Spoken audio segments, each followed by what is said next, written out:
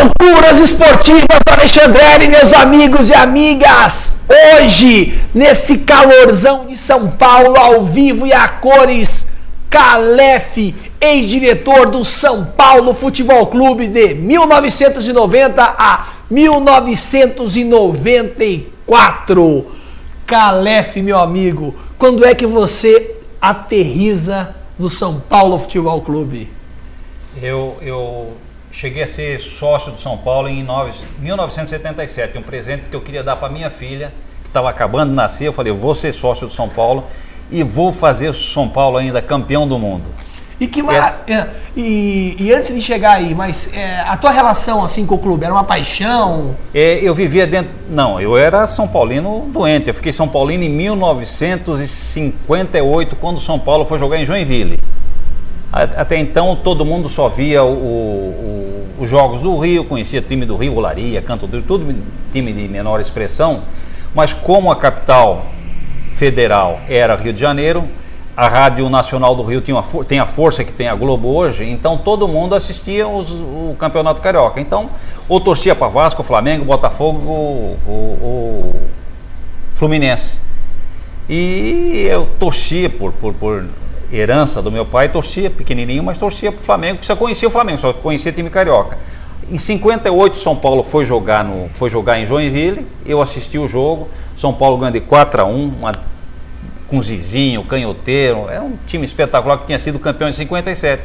Aí começou aquele amor pelo São Paulo que foi crescendo, e quando eu cheguei em São Paulo, não teve outra alternativa. Vou ser sócio do São Paulo e tentar conseguir alguma coisa para o meu querido São Paulo. Não, e conseguiram simplesmente 2 mundiais, 92 e 93, né? Que isso por si só já é algo fabuloso e fantástico, né? Você imagina, Milan, Barcelona, uns puta time. Aí eu te pergunto, como que era essa coisa de trabalhar naquele momento São Paulo, né? De 90 a 94, jogadores, equipe técnica... Como é que funcionava isso? Bom, eu já era conselheiro de São Paulo, entrei conselheiro em 1986, e quando a gente venceu a eleição em 90, o Fernando era o diretor estatutário do futebol e me convidou para trabalhar no futebol. Casal de Rei. Doutor Fernando Casal de Rei, irmão meu. Não de sangue, mas um irmão fraterno. E o Fernando me convidou para colaborar com ele. E como a gente entendia um pouquinho de futebol, a gente conversava muito nas reuniões do conselho de futebol, o Fernando entendeu que eu podia ser útil, me convidou para trabalhar com ele, e foi difícil, nós pegamos o São Paulo em abril de 90, o São Paulo vinha de uma dificuldade financeira muito grande e tínhamos que trabalhar para conseguir, sem dinheiro, conseguir algumas conquistas, e tivemos sorte. Em 91 já fomos campeão paulista em cima do Corinthians. Ganhamos um brasileiro. Como é que foi esse jogo, Corinthians? Esse contra o Corinthians foi brincadeira. O Corinthians tinha aquela massa toda, e o primeiro jogo nós ganhamos de 3-0, 3 gols do Raí. O Fernando não estava nesse momento, o Fernando não sei se estava nos Estados Unidos, não estava. Quando ele voltou a faltar, era a segunda partida. Eu falei, Fernando, 50% do título está conquistado, agora você conquista os outros 50%. E tivemos sorte, partamos o Corinthians 0-0 e fomos campeões. E daí para frente começou. E o que você lembra dessas histórias assim, saborosas ali, assim, de bastidores, de jogadores? Como é que, o que você tem assim que você poderia de repente trazer à tona?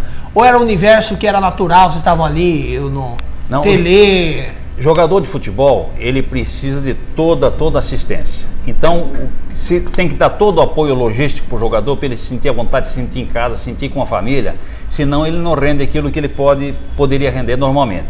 Então, quando nós fomos, eu vou pular a etapa, vou já para quando a gente teve a conquista mais importante, que foi em 92, que a gente chegou a campeão da Libertadores, difícil, jogando contra time da Argentina, sempre é difícil, e fomos para o Japão.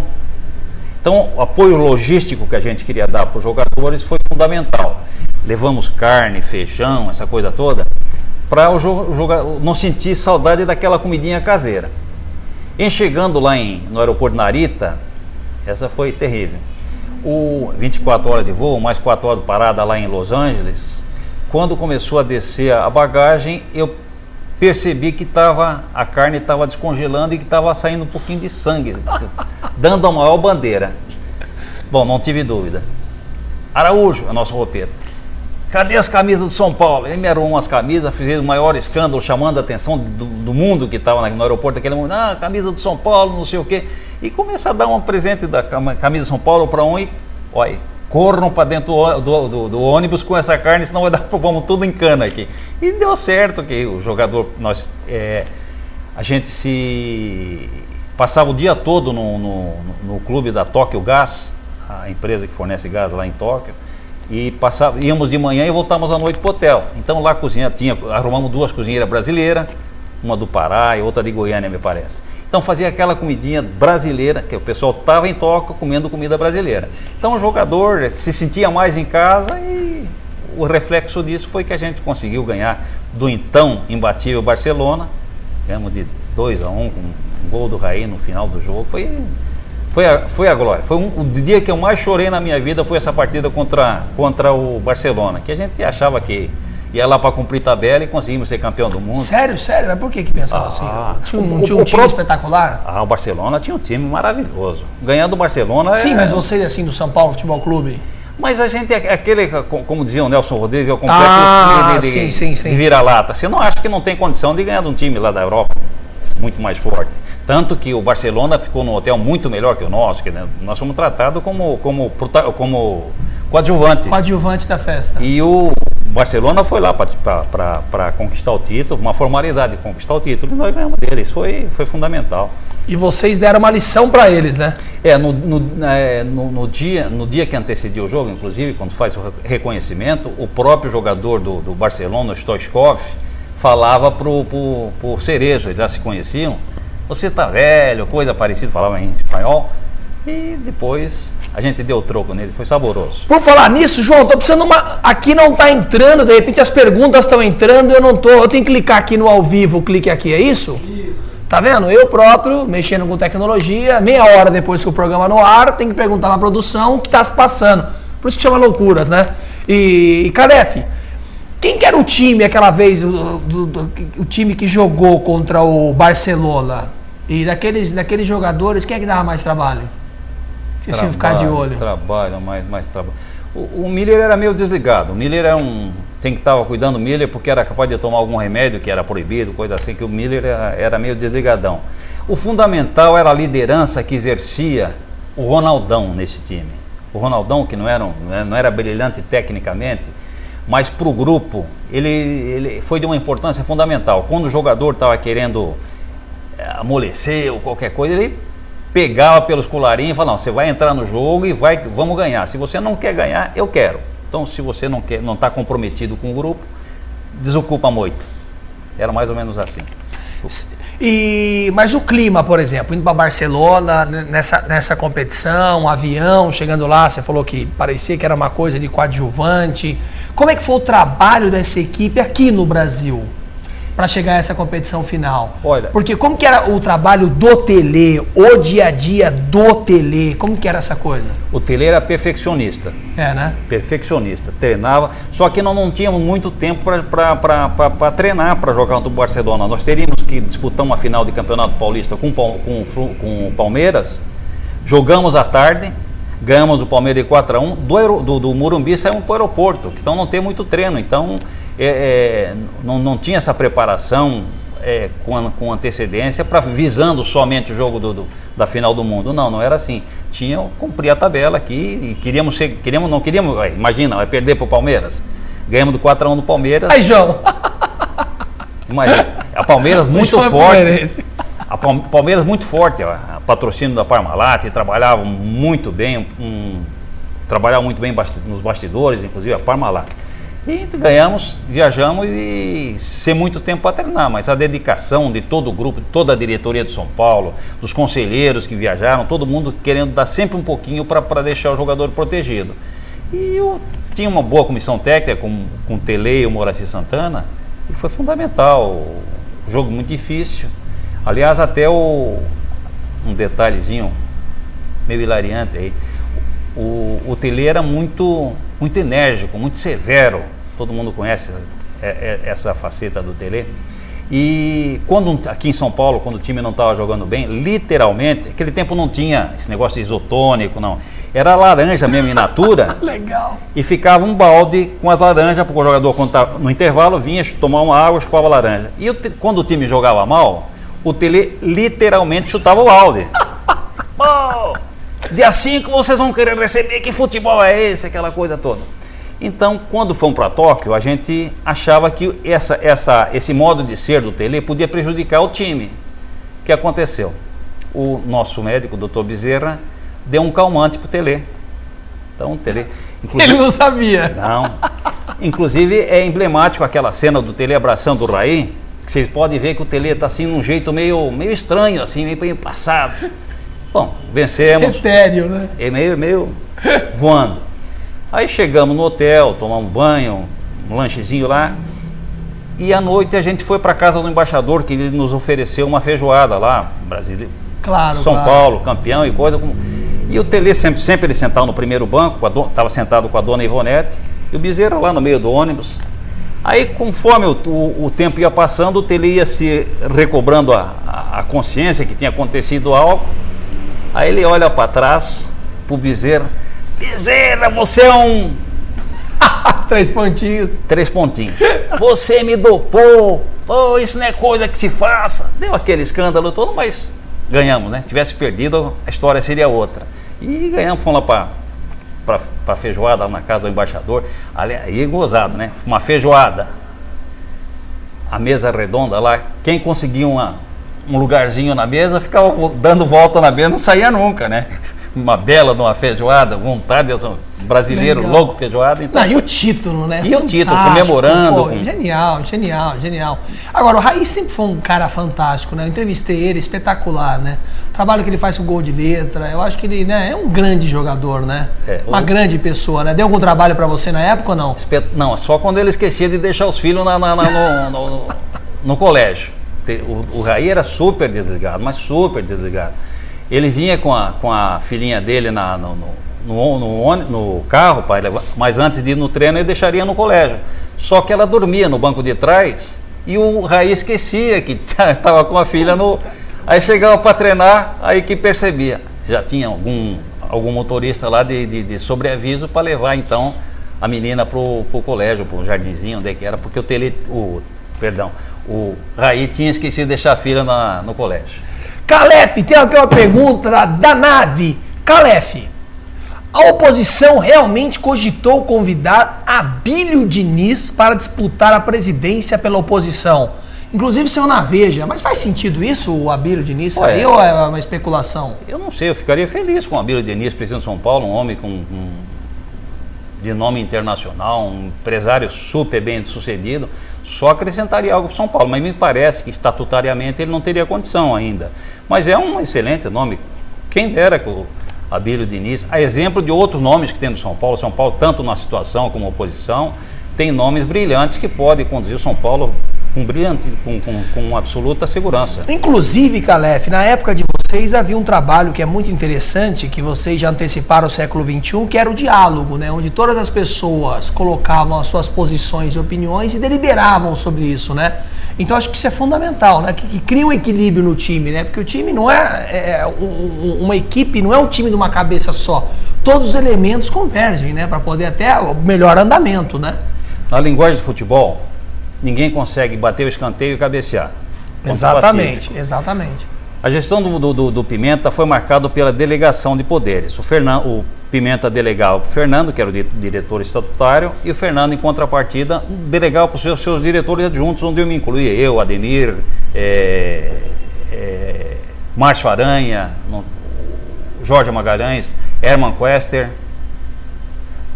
Zé Dias, me perdoe, éramos 7, não sei se faltou alguém. Então não havia ciumeira de jeito nenhum. O Fernando dizia para nós o seguinte: se tiver que fazer alguma coisa, façam.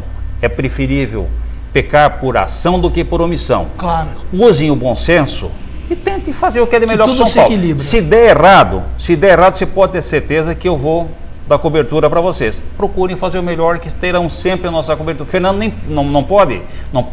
não poderia fazer tudo sozinho, então contava conosco e dentro da nossa possibilidade e do bom senso, a gente tentou ajudá-lo nessa maneira. Agora, Calef, você comentou uma coisa interessante na comida do Tele, colocaram alguma coisinha lá para ele ficar mais calmo, né? Isso acontecia, por exemplo, eles iam jogar fora de São Paulo ou qualquer outro estado, chegava nos bastidores ali, no vestiário, tinha várias águas. Quem garante que essas águas não estavam batizadas com calmante?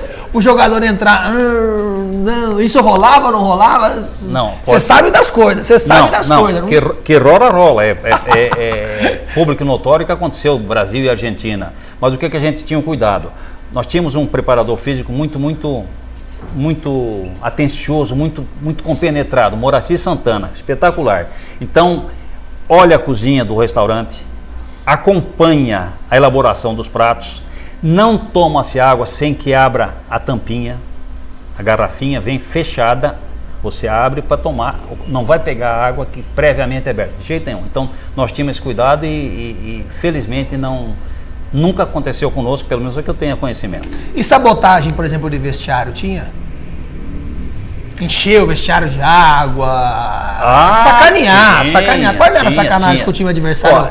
Porque assim, futebol está relacionado com a visão psicológica, né, moral de lá. Se você começa a criar situações de dificuldade, o jogador pode ficar meio abatido, falar, pô, mas isso aqui tá uma zona, né? Olha, eu me lembro, para citar um caso, nós fomos jogar uma vez em Recife contra o Sport.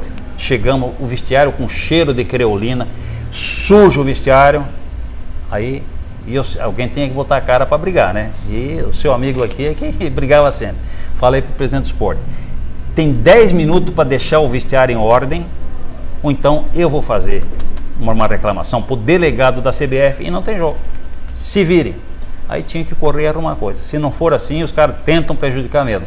Para jogar em São Januário, certa ocasião não queriam que nós entrássemos com ônibus dentro do estacionamento. Era para parar na rua no meio da torcida. Pô, mas aí... imagina. Jogaram uma pedra no ônibus que caiu no colo do Antônio Carlos.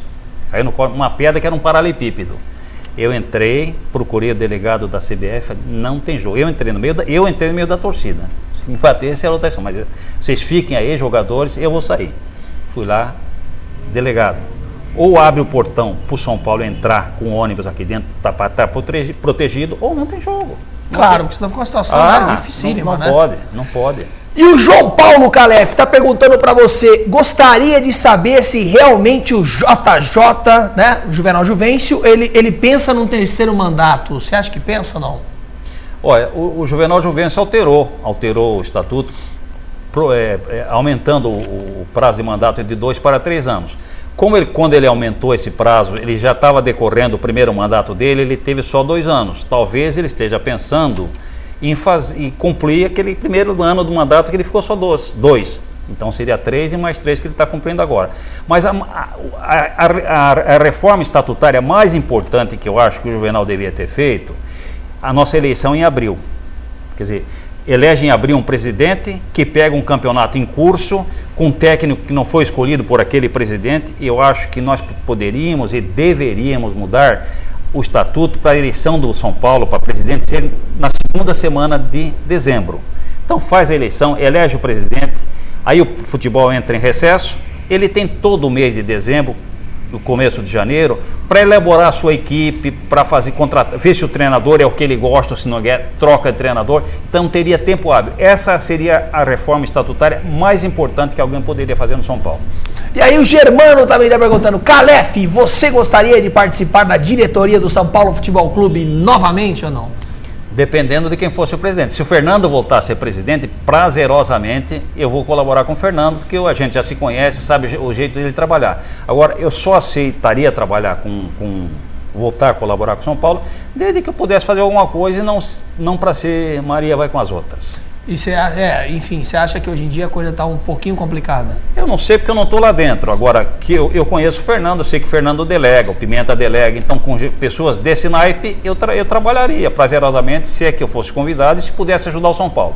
Agora, para ser mais um, para ganhar uma carteirinha, não é o meu feitio. Não faz a minha cabeça. A tua cabeça. E, Calef, qual foi o jogador que mais te deu trabalho? Você consegue lembrar um jogador assim, não. que era mulherengo, Tinha... fanfarrão, chegava atrasado nos treinos? E como é que você lidava com essa situação? Valber. Campeão. Foi o melhor, para mim, o melhor líbero que o futebol brasileiro já teve. Sensacional. Mas meu telefone tocava depois da meia-noite e não tinha dúvida. Valber. E o São Paulo tinha, não sei se a norma continua hoje, nós tínhamos um livro ponto.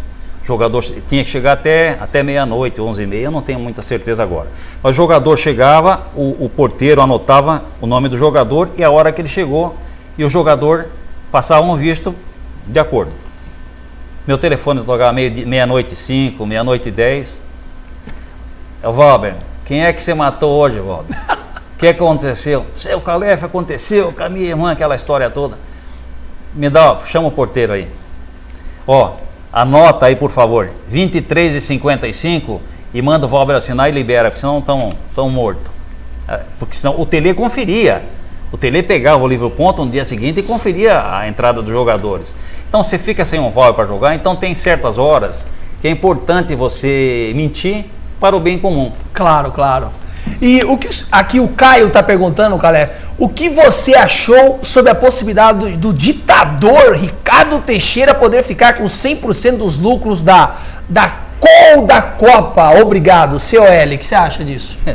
Eu acho que o futebol precisa ser mais transparente, eu acho. Né? Mais transparente. Que o Ricardo Teixeira já está há muito tempo no poder e criou raízes e é difícil controlar. Tem que oxigenar, né? Precisa alternância de poder, é salutar para qualquer setor de atividade. Teria que ter um tempo limite, de, sei lá, 4 anos, 8 anos, sei lá, mas tem uma limitação. Não pode ser presidente ad eternum. Não concordo. Inclusive já respondeu a pergunta do Caio, né? Não é a hora do comando da CBF ser renovada? Mais que já passou do tempo. Já passou, né? E aí eu tenho uma pergunta aqui do Borges, grande amigo Borges. Caso o Juvenal tente se reeleger, qual seria a reação da oposição? A oposição hoje está muito enfraquecida. Para cada três conselheiros, 2 são da situação e da oposição. Então, como diria o Carlos Miguel Aidar, sensacional, belíssimo presidente, o Carlos Miguel dizia assim: quem tem a minoria discute e a maioria vota. Eu acho que está explicado. Se ele quiser ficar e a maioria do conselho aprovar, só nos resta concordar. E agora também tem o Daniel. O que o Calef acha da não renovação do contrato do Carlinhos Neves? Olha, eu não sei os motivos, porque o que diz é que é porque não conseguiram compatibilizar o horário dele da seleção com o São Paulo. Mas o Carlinhos Neves é um excelente preparador físico, haja vista que o São Paulo foi campeão com essa comissão técnica. Perdemos o Carlinhos, eu acho, tomara que eles tenham sorte de arrumar um preparador físico na altura do Carlinhos, que é um excelente preparador físico. E agora eu te pergunto, Calef, como que era a sua relação com o Tele Santana?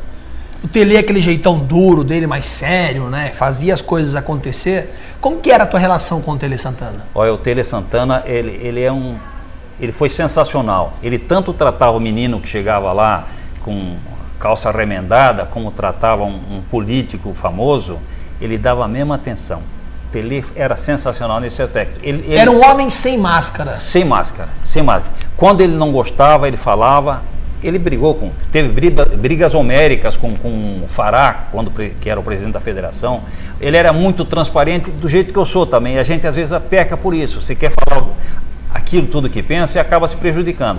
E o Tele falava o que sentia. Ele brigava com o Fará, brigava no domingo por causa de juiz, na segunda-feira eu tinha que ir na federação colocar panos quentes. Mas era uma pessoa sensacional, transparente, disciplinador acima de qualquer coisa. E um dos poucos, porque para o pessoal que está assistindo entende bola. Você fala para um jogador, chega junto, não precisa dizer que é para ele chegar e dar uma porradinha no adversário. Não. Chega junto é para chegar mesmo, para chegar, não é amansando. O Tele falava, nós vamos jogar bola. O jogador que eu senti que está querendo machucar um atleta ou forçar um cartão amarelo, para ficar fora do próximo jogo, eu penalizo, vai ser multado. Tinha essa malandragem também, por exemplo, vai jogar lá no Ceará, lá na Amazônia, no Amazonas, o cara fala assim, puta, eu vou cavar aqui né? Porque eu conheci uma mulatinha nova ali, uma moreninha, uma loirinha, então eu vou sacanear aqui para não jogar esse jogo, para ficar aqui. Tá. Tinha isso, como é que vocês coordenavam isso? Jogador de futebol, o Miller era expert nisso aí. Mas o que eu digo é o seguinte, o Tele não queria que forçasse o terceiro cartão amarelo para não jogar na próxima partida, que teoricamente era mais fraca. Então você jogava domingo e quarta-feira, jogou domingo, tem um cartão, tá com 2 cartões amarelos, joga na quarta, um jogo teoricamente mais fácil, você pega o terceiro cartão amarelo, não joga na quarta, mas no domingo, no outro compromisso mais forte, já está capacitado para jogar. E o Tele não concordava com esse tipo ele era um futebol muito sério para o Tele. Mas a gente... Não, e tem uma frase ótima do Tele, né? Que futebol não é só marcar gols, né? O futebol tem que ter esse elemento do futebol arte, né? Porque senão fica tudo muito, né? Pô, vai marcar gol de qualquer jeito, marcar gol de barriga, de bunda, tudo bem, vale. Mas o futebol arte é uma coisa que é fundamental. E agora, como que é montar um time, Calef? Um time vencedor, aí vocês vão em 93 e ganham de novo o Mundial. Como que é montar isso? É muito pra cabeça, não é? O Tele treinava muito o time. Ele não se preocupava, ele podia fazer uma jogada ensaiada a favor do time dele, mas se preocupar com o time adversário não era característica. Falava o seguinte, os outros é que se preocupem com o São Paulo. Eu faço o meu time jogar bem e os outros que façam por marcar o meu time. Meu time vai fazer o futebol que ele está acostumado. E o Tele sabia como é que o Milan jogava. O Milan jogava com a zaga que deixava o atacante em impedimento. Ele treinou exaustivamente com o André, que substituiu o Ronaldo Luiz, que tinha saído do time, não sei se tinha saído do time titular com toda certeza. E o Cafu, que tinha muita velocidade. Ele sabia que a defesa do Milan ia se adiantar para provocar um impedimento. O que ele treinou? O André tocava a bola de um lado para o outro, o Cafu parecia no fundo, vindo de trás, evidentemente, para não estar em impedimento, e tocar a bola para trás para alguém fazer o gol. Foi assim que o Palhinha fez o primeiro gol contra o Milan. Foi uma jogada exaustivamente ensaiada pelo Tele. Calef, o Navarro está perguntando, o São Paulo Futebol Clube errou ao entrar em atrito com Teixeira, Ricardo Teixeira, na eleição do Clube dos 13? Ou não havia nada que o São Paulo Futebol Clube pudesse fazer para que ele não prejudicasse o Morumbi na Copa?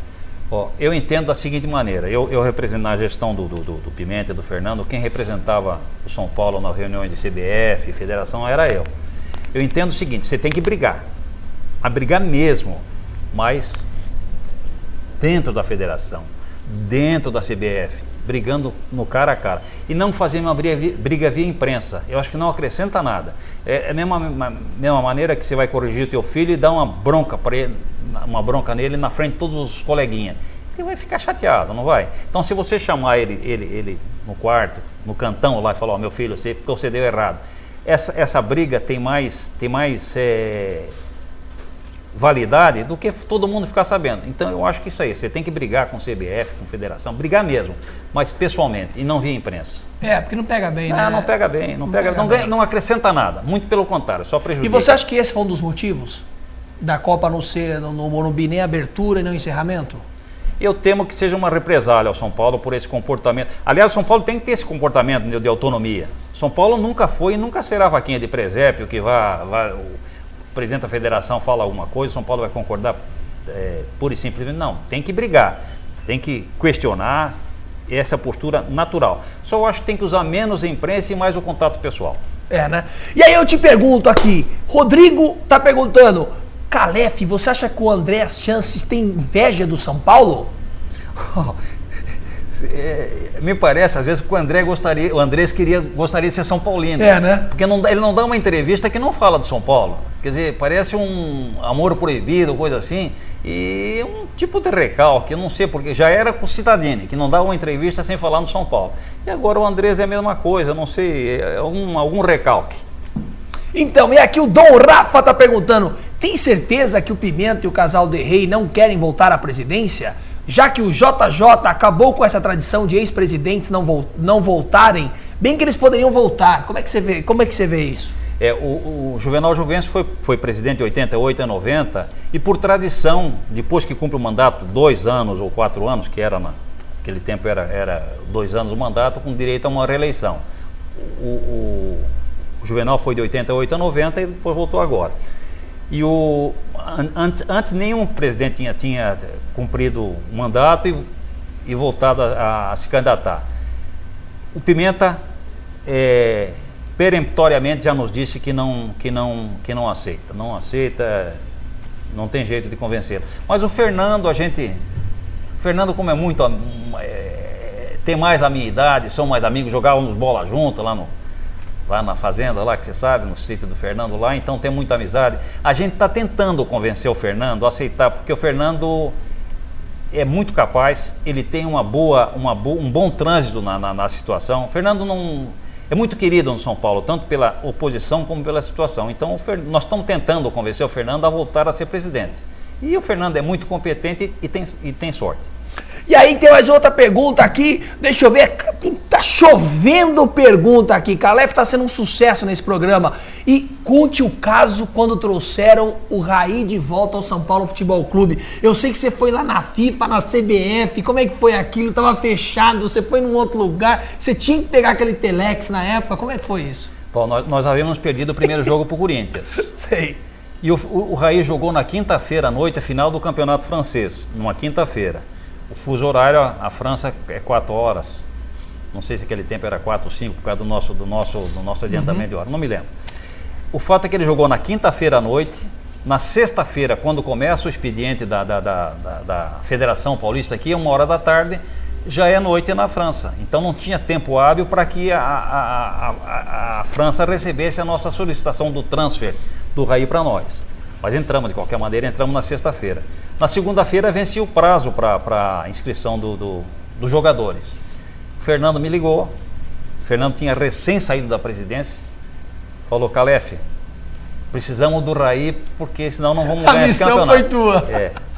Se vira, você tem um trânsito relativamente bom na CBF, vai para lá, o Paulo Amaral vai para a França e vamos tentar fazer um meio de campo aí para o Raí jogar a partida final contra o Corinthians.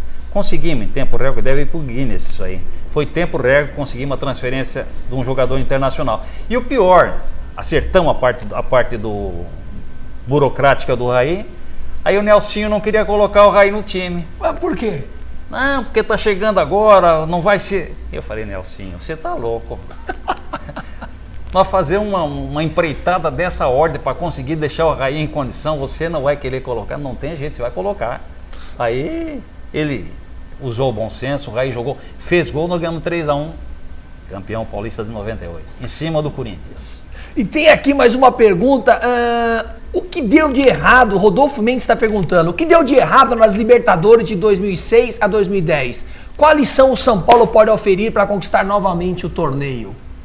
Olha, 2006, 2010 a gente não conhece, a gente não era, já era na gestão do Juvenal, a gente não sabe como é que ocorreram as coisas.